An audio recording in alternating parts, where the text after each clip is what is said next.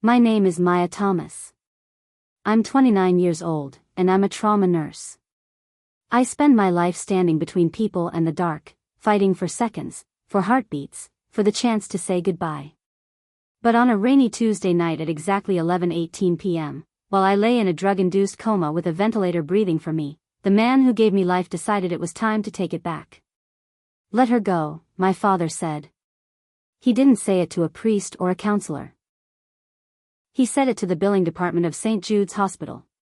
He said it with the same flat, bored tone you'd use to cancel a cable subscription you no longer watched.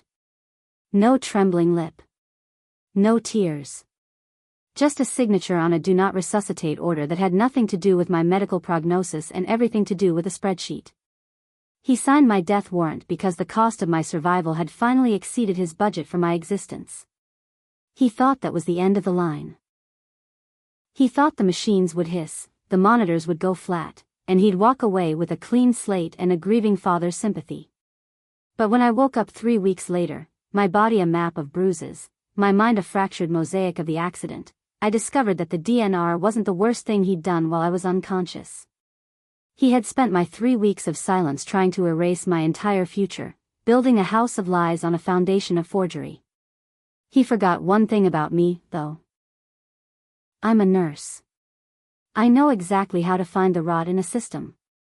And in the next 24 hours, I didn't just reclaim my life, I collapsed his entire world.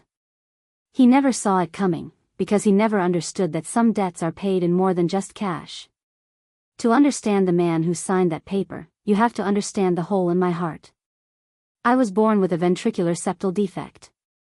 I was 4 years old when they cracked my ribs and opened my chest to stitch me back together. The surgery lasted 11 hours, but for my father, Arthur, the operation never ended. It just turned into a ledger. "Do you have any idea how much you cost this family, Maya?" I was 8 the first time he said it. I'd asked for new sneakers because the soles of mine were flapping like a hungry mouth, soaking my socks every time the Seattle rain hit the pavement. He was sitting at the kitchen table, surrounded by stacks of medical statements and insurance denials. He didn't look at me. He just tapped a red number on a bill, $214,000. That was my price tag. From that moment on, I wasn't his daughter, I was a liability. I wasn't a person, I was a debt that could never be repaid. I grew up in the shadow of that number. By 12, I was babysitting the neighborhood to buy my own school supplies. By 15, I was working double shifts at a diner to pay for my own clothes. When I turned 18, my older sister, Meredith, packed her bags for the elite private university my father was funding in full. I, on the other hand, was handed a pen and a stack of student loan documents to sign a loan. Nobody questioned the disparity. Meredith got a new SUV for her graduation. I rode the bus to the community college. Meredith got birthday dinners at the most expensive steakhouses in the city. I got a grocery store cupcake and a card signed only by my mother. I accepted it because I believed the lie. I believed that because they had paid for my heart to beat, I owed them every breath I took. I carried that debt like a physical weight, right next to the jagged scar on my sternum, until the night the world went black. The only person who never looked at me and saw a dollar sign was my grandmother, Nora.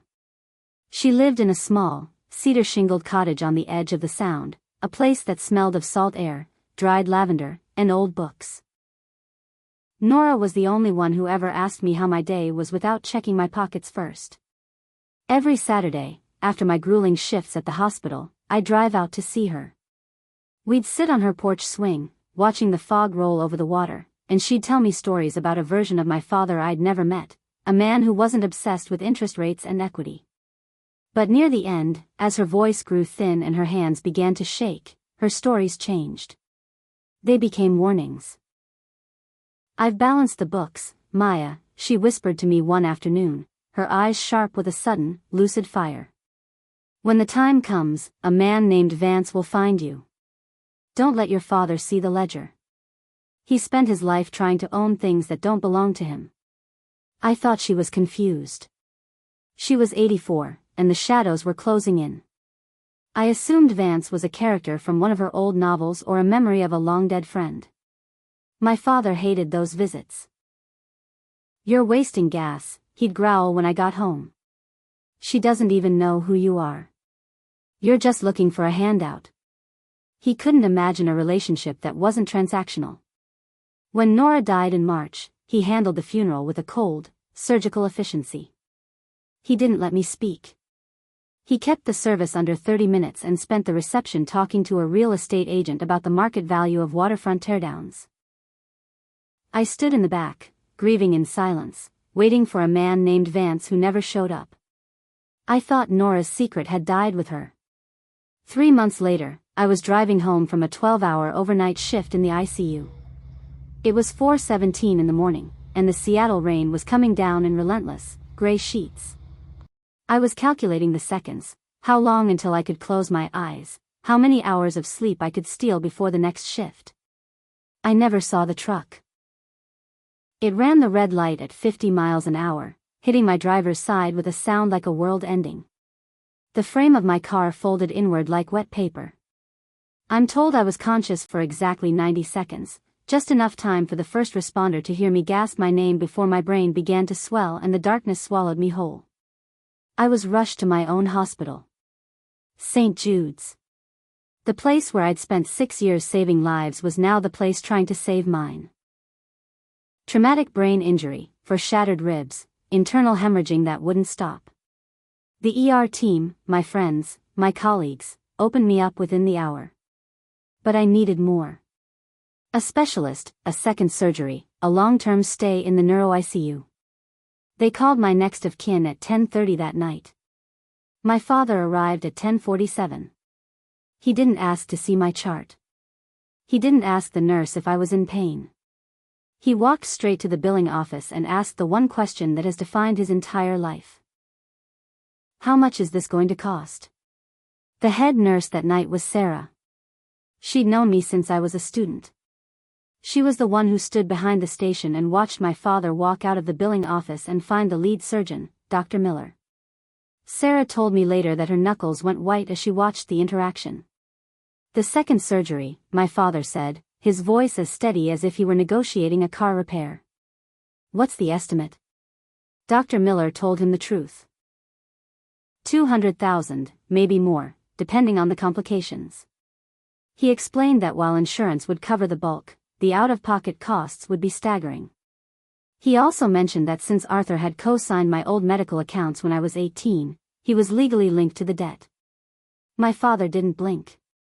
He didn't look through the glass at his daughter covered in tubes and wires. He just looked at the pen in his hand. "She doesn't have a healthcare proxy," Arthur said. It wasn't a question, it was a statement he wanted the doctor to agree with. "I'm her father. I'm the decision maker. And I'm telling you, we won't pay for the surgery. She's been a financial drain on this family her entire life. Sign the DNR. Let her go." He signed the paper at 11:18 p.m. Sarah said his hand didn't even shake. He didn't say goodbye. He just handed the clipboard back and walked toward the elevators. He went home to sleep, fully expecting to wake up to a phone call telling him the liability had been removed from the ledger. He didn't know that Sarah was already moving. She knew me better than he did. She knew that every nurse at St. Jude's is required to fill out a private emergency packet. She spent 20 minutes digging through the employee files until she found it. I had named a proxy 3 years ago, my best friend, Deborah. Sarah called her at midnight. Deborah drove 90 minutes through a thunderstorm, walking into the ICU at 1:30 a.m. with a copy of the legal proxy and a fire in her eyes that even my father couldn't quench. She revoked the DNR. She authorized the surgery. Dr. Miller was back in his scrubs within the hour. My father was at home, dreaming of a balanced checkbook, while my heart kept beating in spite of him. But as I lay there, drifting in the gray space between life and death, something was happening outside the hospital walls. Arthur wasn't just waiting for me to die, he was already liquidating the remains. He knew Nora had left a cottage. He knew it was valuable. And he knew that if I was out of the way, there was nobody left to stop him from claiming the only thing Nora had ever truly loved. He didn't know about the man named Vance, and he didn't know that Nora had been keeping a second set of books. He was about to make his second mistake, and this one would be recorded in a language even he understood, the law. He had no idea that while he was forging my signature on a power of attorney, someone was watching from the shadows of Nora's porch, waiting for the perfect moment to strike. The impact was a memory I didn't actually own. It was a reconstruction built from the jagged shards of glass the surgeons pulled from my scalp and the way my sternum felt like a collapsed bridge. They say the human brain protects you by deleting the final second of a trauma, but my subconscious had filled that void with the screech of twisting metal, a sound that mimicked the scream my father never let out when he saw the bill for my life. While I drifted in the gray, a ghost in my own skin, the hospital was a hive of quiet, desperate activity. Sarah, the head nurse who had been my mentor since my first rotation, was the only one who didn't look at my monitors with the resignation of a funeral director. She was a woman who believed in the fine print. She knew that every nurse at St. Jude's had a shadow file, a private emergency packet we all filled out because we knew better than anyone that family isn't always a safety net. Sometimes, it's the anchor that pulls you down. Sarah found my packet at 11:45 p.m., just 27 minutes after my father had signed the DNR and walked out into the rain. She didn't call the police. She didn't cause a scene. She sat in the dim light of the records room and dialed the number I'd listed under healthcare proxy, Deborah Owens. Deborah had been my roommate in nursing school, the only person who knew the full weight of the survival debt I carried. She was 45 minutes away in Tacoma, but she covered that distance in 30. She walked into the ICU like a storm surge, a copy of my notarized proxy form in one hand and her badge in the other. She didn't just revoke the DNR, she stood over my bed like a sentry, daring anyone to touch the ventilator. By 2 a.m., the specialist my father refused to pay for was scrubbed in. They opened my chest for the second time in 25 years, repairing the hemorrhaging my father had decided was a budget breaker. I was alive, but I was a secret. Sarah and Deborah made a pact. They wouldn't notify my father that the DNR had been overturned. They let him believe the dark was winning. They let him go home and sleep the sleep of a man who finally had a balanced ledger. While the machines hissed in my room, keeping the rhythm of a heart my father had tried to stop, Arthur was already moving. He didn't wait for a death certificate. He didn't wait for the morning light. He knew about Nora's cottage. He knew the market value of that cedar-shingled sanctuary on the Sound. And he knew that if I was out of the way, the chain of inheritance had a massive, exploitable gap. He spent that Wednesday morning in a back-alley notary's office, using a power of attorney form he drafted months ago just in case. He'd spent years perfecting the imitation of my signature, tracing it from the student loan documents he'd made me sign alone at 18. By noon, he was at the county recorder's office, filing a deed transfer that moved Nora's cottage into his name. By 3:00 p.m., he was at a private lending firm, leveraging the property for a $300,000 bridge loan. He wasn't mourning a daughter, he was liquidating an asset. He had no idea that the shadow file wasn't the only thing he'd missed. He didn't know that Nora had been playing a much longer game, and the man named Vance was already standing on the edge of the property, watching the lights go out in the house my father thought he now owned. Triage is a word most people associate with the ER, but in a family like mine, it was a lifestyle. It's the art of deciding what stays and what gets left behind to bleed out. For my father, I had always been the lowest priority on the list, a non-essential expense that had somehow stayed on the books for 29 years. 3 weeks. That's how long I stayed in the deep freeze of the coma. I was a collection of data points on a screen, a body that Sarah and Deborah visited in the dead of night like conspirators. They kept my status under review in the system, a glitch in the hospital's digital architecture that prevented my father from getting a notification. He never called to check. Not once. He was too busy spending the $300,000 he'd squeezed out of Nora's cottage. He bought a new luxury sedan. He paid off Meredith's credit card debt. He even made a sizable donation to his local country club, reinventing himself as the successful patriarch whose only tragedy was a daughter who just didn't have the will to live. I opened my eyes on a Friday.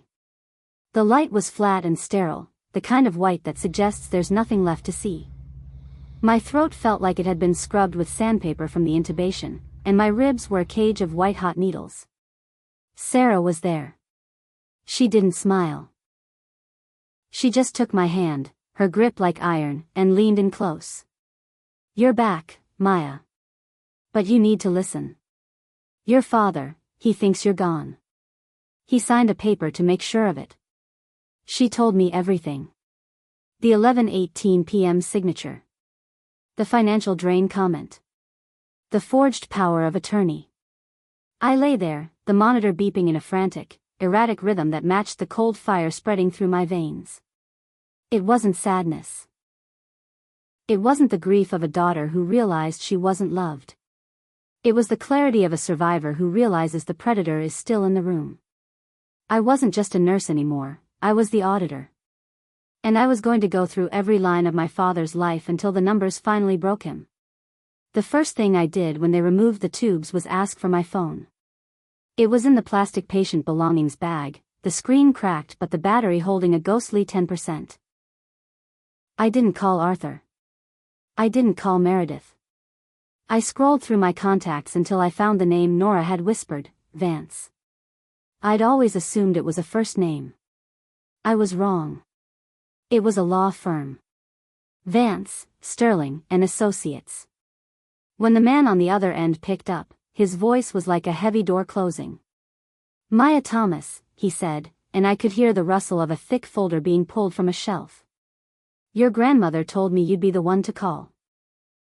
She also told me your father would try to move the property the second she was gone. He's already filed the deed transfer, Maya. He thinks he owns the cottage. He thinks he's spent the money." I gripped the phone, my breath hitching as my ribs protested. "What did she do, Vance? What did she leave me?" There was a pause, a long, deliberate silence that felt like the moment before a heart starts beating again. "She didn't just leave you a house, Maya. She left you the debt. Not yours. His. She'd been buying up your father's private notes and gambling markers for 20 years. You don't just own the cottage. You own him." The discharge was a ghost operation. Deborah brought me a change of clothes, black leggings and a hooded sweatshirt that hid the bandages wrapping my chest. I looked like a shadow of the woman who had crashed on Route 101, but the woman inside was made of tempered steel. I didn't go back to my apartment. I didn't go to the hospital's billing department to see the bill my father had refused to pay. I went to Nora's cottage. It was 2 a.m., the Seattle fog so thick it felt like driving through wet wool. The cottage was dark, but there was a new car in the drive, a sleek, silver Mercedes that smelled of my father's arrogance. He was inside, sleeping in my grandmother's bed, dreaming of the equity he'd stolen. He had no idea that I was standing on the porch, a folder in my hand that contained the legal equivalent of a lethal injection for his finances. Vance met me at the edge of the property. He was a tall, angular man who looked like he'd been carved out of a rain-slicked pier. He handed me a second folder, this one bound in black leather. "Every marker is in here, Maya. Every loan he took out against Nora's name, every investment he made with money that wasn't his. And the big one. The life insurance policy." I paused, my hand on the porch railing. "What life insurance policy?" Vance looked at the house, his eyes cold. "The one he took out on you 3 years ago. The one with $1 million payout in the event of accidental death. He wasn't just trying to save money on your surgery, Maya. He was waiting for the clock to run out. If you died at 11:19 p.m., he would have been a very rich man." The air in my lungs turned to ice. He hadn't just been cheap. He'd been predatory. He'd been standing in that hospital hallway, looking at his daughter, and seeing a lottery ticket that was taking too long to cash in. I walked into the house. I didn't use a key. I used the code Nora had given me when I was 16, a secret between us that my father had never bothered to learn. The floorboards didn't creak. Nora had built this house to be a fortress of silence. I walked into the master bedroom. My father was asleep, his chest rising and falling in a steady, unearned peace. I didn't scream. I didn't wake him with a lecture on morality. I sat in the armchair in the corner and waited for the sun. I watched the gray light bleed through the curtains, illuminating the room where Nora had died, the room my father had desecrated with his greed. At exactly 6 a.m., his eyes opened.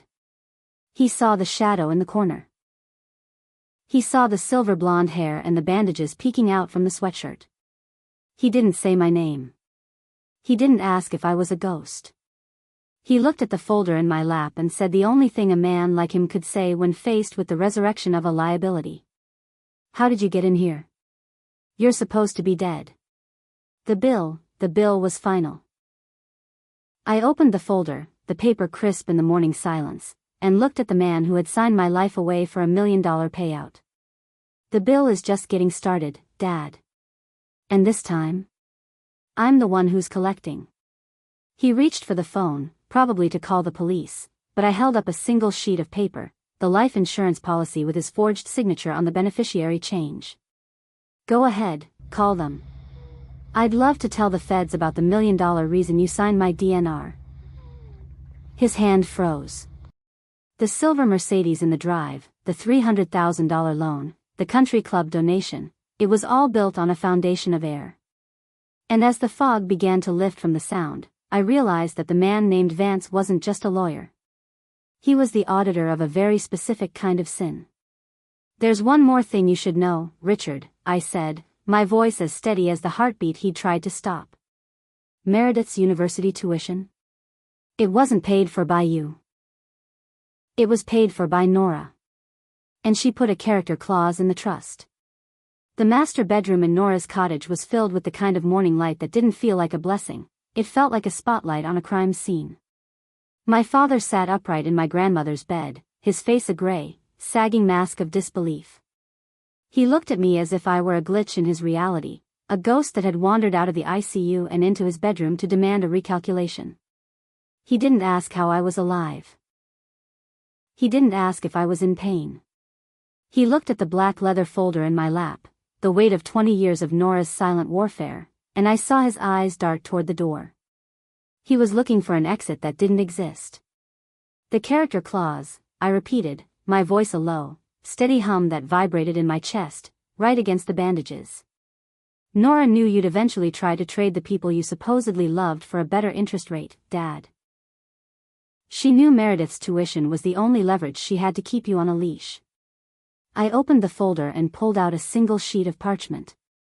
It was Nora's handwriting, sharp and uncompromising. The clause was simple. If Arthur Thomas ever attempted to alienate the family property or demonstrated financial bad faith toward his children, the trust funding Meredith's education and lifestyle would immediately dissolve, reverting all disbursed funds into a private account for the surviving beneficiary. Me. My father's hand was still hovering near the bedside phone, his fingers trembling with a frantic, rhythmic twitch. "It's a forgery," he rasped, though the way his voice cracked told me he knew exactly how real it was. She was 84. She was senile. No court in Washington will uphold a character clause from a woman who couldn't remember her own zip code. I leaned forward, the pain in my ribs a sharp reminder of the 11:18 p.m. signature he'd placed on my life. "Vance isn't just a lawyer, Richard. He was the one who notarized this in a hospital room while you were at the country club. And he's already filed the notification with the university. As of 8 a.m. this morning, Meredith's tuition is frozen. Her car lease? Revoked. That silver Mercedes in the driveway? The bank is already processing the repo order because the bridge loan you took out was based on a deed that never legally transferred." I watched the realization sink in. He wasn't just losing the house, he was losing the image. He was losing the only thing that made him feel like a patriarch. The silence in the room was heavy, thick with the smell of old cedar and new terror. He looked at me, and for the first time in 29 years, I didn't see a father. I saw a man who had realized he'd been playing a high-stakes game against a woman who had been dead for 3 months, and he'd lost every single hand. The hospital room had been a place of drug-induced fog and sterile isolation, but Nora's cottage was where the real triage began. I spent the next 3 hours in the living room, sitting in the high-backed velvet chair that Nora had always called her war room seat. Vance was there, standing by the window, his silhouette a jagged line against the gray fog of the sound. My father was in the kitchen, pacing like a caged animal, the sound of his heavy footsteps a frantic, erratic beat on the hardwood. He was on the phone, probably with Carl, the back-alley notary, or one of his gambling associates, trying to find a way to stop the bleeding. He didn't realize that I was the one holding the sutures. "Every marker, Maya," Vance said, his voice a low vibration that seemed to come from the floorboards themselves. "Nora spent the last 15 years of her life buying up your father's debts through a series of shell companies.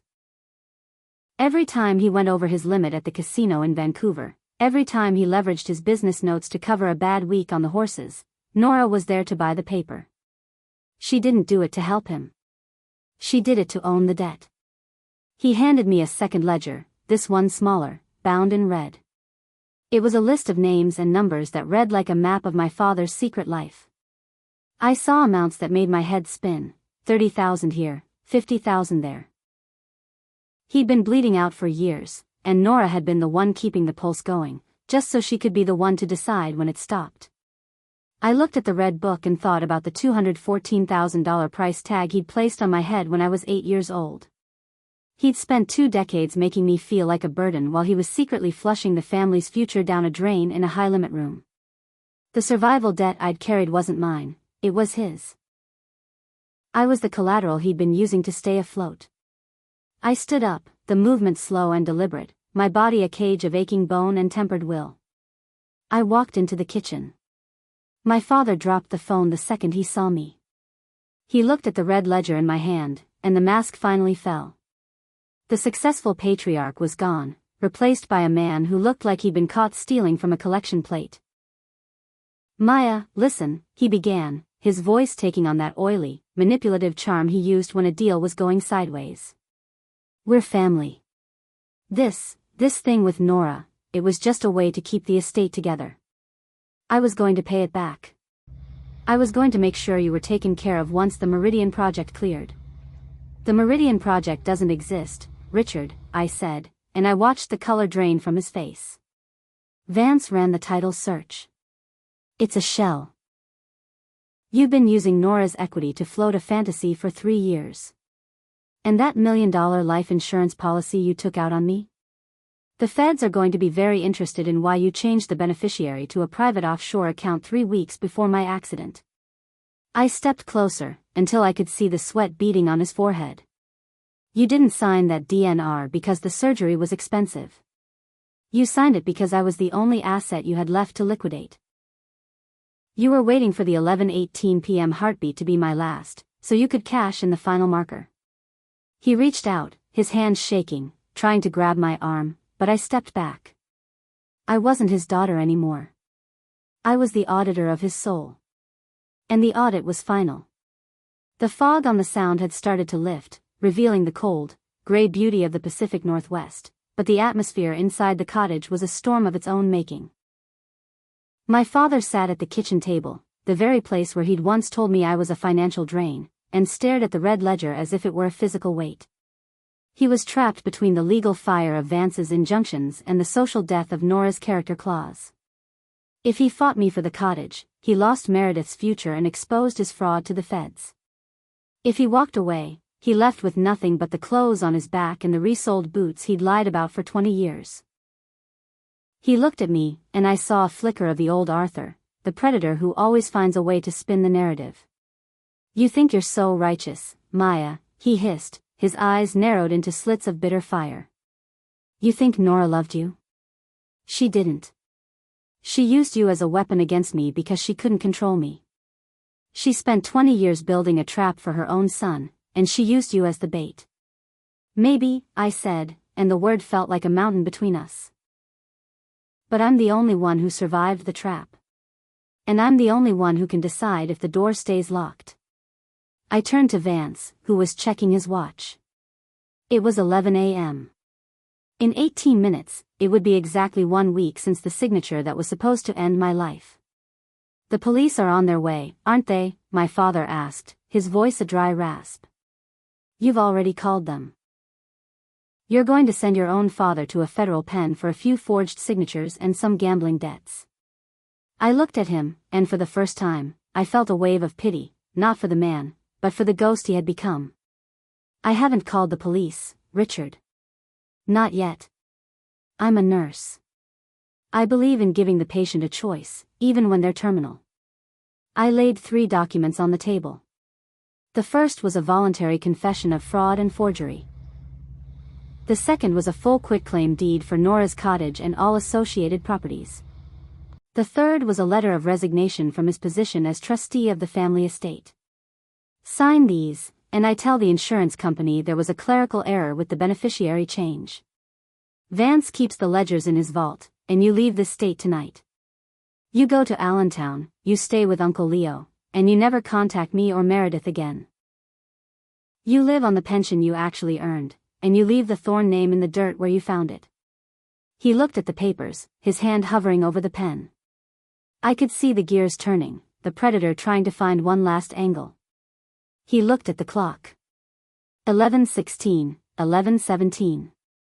At exactly 11:18, he picked up the pen and signed. He didn't look at me. He didn't say a word. He just stood up, grabbed his jacket, and walked toward the door. But as he reached the threshold, he stopped. He turned back, a strange, hollow smile on his face that made the hair on my arms stand up. You think you've won, Maya. You think you've balanced the books. But you forgot to check the basement. I stood there, my ribs aching, my heart beating in a rhythm I had fought so hard to keep. What are you talking about? I asked, my voice barely a whisper. He looked at the floorboards, then back at me. Nora didn't just buy my debts. She was keeping a record of why the accident happened on Route 101. You should ask Vance about the mechanical inspection report he's been hiding in the bottom of that folder. My eyes flew to Vance, who had gone deathly still by the window, his hand gripping the curtain so hard the fabric was starting to tear. The fog had lifted, but the darkness was just beginning to settle. The air in the kitchen of Nora's cottage suddenly felt like it was being pumped out of the room. My father's hollow smile remained fixed, a death mask of a man who had finally found the one detonator I hadn't accounted for. He stepped out onto the porch, the screen door clicking shut with a finality that sounded like a gunshot. I didn't chase him. I couldn't move. My gaze was locked on Vance, the man who had been my grandmother's legal sword, the man who had supposedly spent 20 years protecting me from the shadows. He was still standing by the window, his silhouette rigid, his hand white-knuckled against the heavy velvet curtain. Vance, I said, my voice barely a tremor in the silence. What is he talking about? What mechanical inspection? Vance didn't turn around. He didn't offer a legal platitude or a comforting lie. He slowly reached into the very back of the black leather folder, past the debts, past the forged signatures, and past the life insurance policy. He pulled out a single, grease-stained sheet of paper, a report from the state police impound lot. Maya, Nora didn't just buy his gambling debts, he began, his voice dropping into a register so low it felt like it was coming from beneath the floorboards. She was investigating the fleet of vehicles your father's company owned. She was looking for a pattern. I snatched the paper from his hand. My ribs screamed as I leaned forward, but I didn't care. I read the technical jargon, the cold, clinical analysis of the wreckage of my car. Brake line failure. Pre-existing structural compromise. Evidence of manual tampering. The date of the last maintenance check on my vehicle was 2 days before the accident. The signature on the work order, the person who had inspected my car at the family garage, was Arthur Thomas. My father hadn't just been waiting for me to die in that hospital, he had been the one who ensured I'd end up there. He hadn't just signed the DNR to collect $1 million, he had written the entire script from the very first mile. The realization hit me like a second collision, one that no surgeon could stitch back together. I wasn't just a financial drain to him, I was a target. The survival debt I had carried my whole life wasn't just a manipulation, it was a motive. He had been trying to close the books on me since the day I was born, and the accident on Route 101 was meant to be the final entry. I looked at the grease-stained report, the signature of the man who had just walked out my front door, and I felt the last shred of my daughterhood incinerate. I wasn't grieving a father anymore. I was hunting a killer who happened to share my DNA. Vance finally turned toward me, his eyes dark with a guilt he couldn't hide. Nora found the report a week before she died, Maya. She knew what he'd done, but she didn't have the physical evidence from the garage to prove the intent in court. She spent her final days terrified that he'd try again before she could get you to safety. That's why she bought the debts. That's why she set the trap. She wasn't just protecting the house, she was buying you time. I stood up, the pain in my chest no longer coming from my broken ribs, but from a cold, predatory focus that made the room feel sharp. He's going to Allentown, Vance. He thinks he's escaping with his pension and his pride. But he forgot that a nurse knows exactly how to keep a patient alive just long enough to feel the pain. I didn't call the police. Not yet. I went to the basement. My father's words, "You forgot to check the basement," weren't just a taunt, they were a roadmap. I moved the heavy industrial washer, the one my father had installed after Nora's funeral, claiming it was a gift. Beneath it, the concrete floor was slightly uneven. I used a crowbar from Nora's old toolkit, prying up the loose slab until I found what he'd hidden. It wasn't money. It wasn't more ledgers. It was a metal lockbox, and inside were the missing maintenance logs from the family garage, the ones the police had never found. My father hadn't destroyed them, he was too arrogant to throw away his own genius work. He'd kept them as a trophy. I opened the box, and the first thing I saw wasn't a log. It was a second life insurance policy, one I'd never seen before, issued by a company Nora hadn't tracked. The beneficiary wasn't my father. It was Meredith. The air in the basement was damp and smelled of earth, but the document in my hand felt like it was burning a hole through my palms. Meredith. My sister, the one who had spent her life being the perfect Atwood, the one whose tuition was the only thing holding the family together. The policy was for $2 million, double the one my father had taken out on me. And the triggering event wasn't accidental death. It was a terminal diagnosis resulting from a chronic condition. I thought about the birthday dinners she'd had, the new SUV, the elite tuition. She wasn't the favorite, she was the long-term investment. My father hadn't just been liquidating me, he was preparing a much larger payout for the daughter he supposedly loved. I climbed the stairs, my body a machine of pure, cold adrenaline. Vance was waiting in the kitchen, his phone in his hand. "Maya, I've contacted the feds. They're intercepting him before he hits the state line. We have enough for the fraud, the forgery, and now the tampering." I ignored him. I went straight to the phone and dialed Meredith's number. It rang 3 times before she picked up, her voice sounding small and far away. "Maya? Dad called. He said you've gone crazy. He said you're trying to ruin us. He's on his way here to pick me up." "Meredith, listen to me very carefully," I said, my voice a flat, lethal whisper. "Do not get in the car. Do not let him in the house. I found the basement, Meredith. I found the red book, and I found the policy." There was a silence on the other end, a long, heavy pause that felt like a bridge collapsing. "What policy?" she asked, her voice trembling. I looked at the black folder, at the mechanical inspection report, and at the black leather gloves my father had left on the kitchen counter. "The one he's about to cash in," I said. "Check your medicine cabinet, Meredith. The vitamins he's been sending you every month since the funeral. The ones he insisted were for your stress." I heard her footsteps on the tile, the sound of a cabinet opening, and then the sharp, shattered sound of a glass bottle hitting the floor. "Maya," she whispered, her voice filled with terror. "The pills, they're not vitamins. They're the same ones Nora was taking before she died." I gripped the phone, the world narrowing down to a single, terrifying point of light. My father hadn't just been a predator, he was a serial liquidator. He'd killed Nora, he'd tried to kill me, and now he was moving on to the final asset. I looked at the clock. 11:35, he had a 20-minute head start. "Stay there, Meredith. Lock the doors.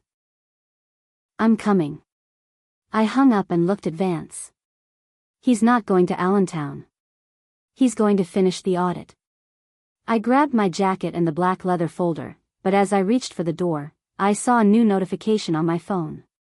It was an image from a security camera at Meredith's apartment complex, sent by her building's manager. It showed my father's silver Mercedes pulling into the gated lot, but he wasn't alone in the car. Sitting in the passenger seat, clear as day under the security lights, was the one person I thought was still in the hospital, the surgeon who had signed my DNR, Dr. Miller. The image on the security feed was a grain of salt in a jagged wound. Dr. Miller. The man who had looked me in the eye and told me my father was a pillar of the community, while he prepared the needle to put me under. He wasn't just a surgeon, he was a silent partner, the medical architect of my father's liquidations. Seeing them together in that silver Mercedes, idling outside my sister's apartment, felt like watching two vultures circling a nest. They weren't there to comfort Meredith. They were there to sign the final certificate. I didn't wait for Vance to finish his phone call with the authorities. I didn't wait for my ribs to stop throb syncing with the frantic beat of my heart. I grabbed the keys to Nora's old truck, a heavy, rusted beast that smelled of cedar and grit, and I drove. The Seattle rain had turned into a predatory mist, blurring the lines between the road and the dark. Every time I inhaled, the bandages around my chest tightened, a reminder of the 11:18 p.m. signature that was supposed to be my end. I wasn't a nurse anymore. I was the emergency response for a sister who didn't even know she was a patient. I pushed the truck to 80, the engine screaming as I tore through the fog toward the high-rise where Meredith lived. I kept thinking about those pills. The slow, chemical demolition my father had been feeding her. He hadn't just been cheap with me, he'd been patient with her. He was an auditor who didn't mind a long-term project as long as the payout had 7 figures. I reached the complex just as the Mercedes began to move toward the exit of the parking garage. They hadn't gone up. They were leaving. And in the back seat, slumped against the window like a broken doll, was Meredith. My father wasn't waiting for the pills to work anymore. The basement discovery had accelerated his timeline. He was taking her to a secondary location, a place where Dr. Miller could certify a sudden cardiac event without the prying eyes of a hospital staff. I didn't think. I didn't call for help. I swung the truck around, the tires screeching against the wet pavement, and I rammed the front of that silver Mercedes. The impact wasn't a memory this time, it was a choice. The airbags deployed in a white flash of heat, but I was already out of the door, the crowbar from Nora's basement clutched in my hand, moving toward the wreckage of the man who thought he could own my death. The silence after the crash was louder than the impact. Smoke curled from the crumpled hood of the Mercedes, smelling of coolant and burnt rubber. I reached the back door first, my fingers fumbling with the handle until the glass shattered under the weight of the crowbar. Meredith was conscious, her eyes wide and unfocused. She looked at me, and for the first time in our lives, she didn't see the liability. She saw the survivor. Maya, she whispered, her voice a ghost of the girl who used to have birthday dinners while I ate boxed cake.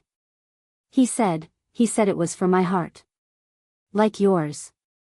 I pulled her from the wreckage, her body limp, the vitamins finally reaching the tipping point in her system. I turned to the front of the car. My father was slumped against the steering wheel, blood trickling from a cut on his forehead, but his eyes were open.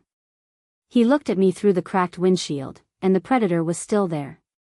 Dr. Miller was scrambling out of the passenger side, his hands raised, his medical bag spilled across the asphalt. It wasn't my idea, Maya, he shrieked, coward's logic finally winning.